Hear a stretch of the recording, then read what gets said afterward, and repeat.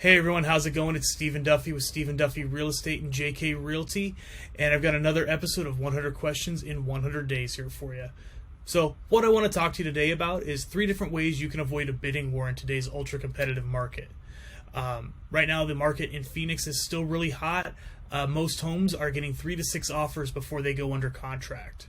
So you need to do stuff to make your offer stand out so it's going to get accepted.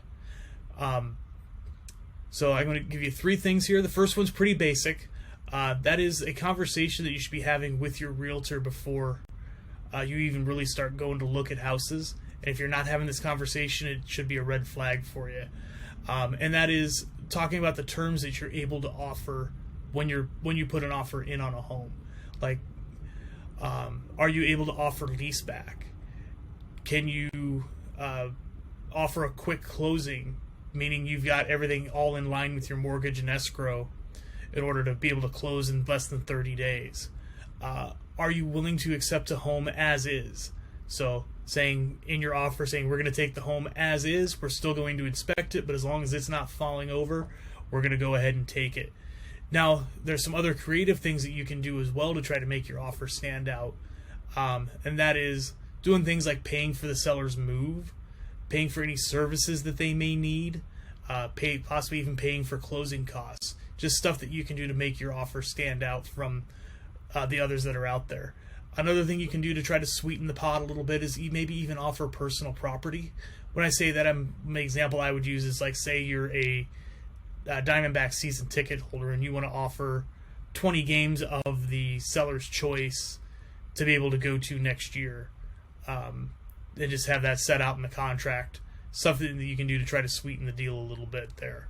So these next couple, your average agent typically will not do, but your above average agents will. So one thing that we do here is we're going to look for off-market properties for you.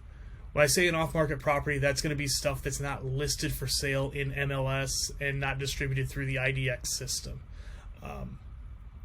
So that's going to be stuff like for sale by owners, investment properties that are coming up as vacant, and also other agents where they call pocket listings, which are stuff that they know of that's not going to be actively posted for sale.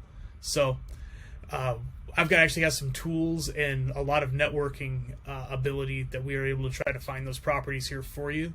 And then one last thing to try to find you some off-market properties, if we can get you narrowed down to a neighborhood that you're interested in, what we'll actually do is basically scour that neighborhood and shake the trees and see if we can get a listing to come out of it. We'll go through, call people, send out mailers, door hangers, basically shout it from the rooftops that we've got a buyer that wants to buy in this neighborhood who wants to sell a house. So and we can work with them and try to make it as quick as possible and give them the best terms in order to get you into the home that you want.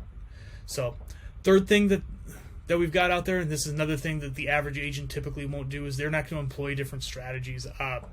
One strategy that I like to do is looking at older properties in the MLS. Now, when I say an older property, I'm not talking about the age of the property. I'm talking about how long it's been in the listing system. So what we'll do is we'll look for stuff that's like 30, 60, maybe even 90 days old and hasn't sold yet. And if it's something that looks appealing to you, we're going to go and try to maybe underbid a little bit on it and see if we can do that, because chances are it's a property that's just a little bit overpriced and it's costing somebody money in order to have it still on the market. So if we can actually come in a little bit under budget or under the listing price on it, we may be able to get it. And the reason I say that strategy is just it's a place that not a lot of other agents are willing to look. So there's less competition in that segment of the marketplace. One kind of bonus thing that you can do to help avoid a bidding war is to actually pay with cash. Now, I know that's not a luxury for a lot of people, but what paying with cash does is it removes any contingencies. It can accelerate the process. So once again, it'll give that quick close, and it's going to create certainty with the seller that the deal is going to go through. So, now, like I said, not everybody has that luxury, but I actually do have a program out there that will allow you to pay with cash and take advantage of those of what that has to offer there. So if that's something you're willing to look at or something that's piquing your interest, drop me a message. I'd love to discuss it with you. Guys, it's been great. We'll see you tomorrow. And yeah.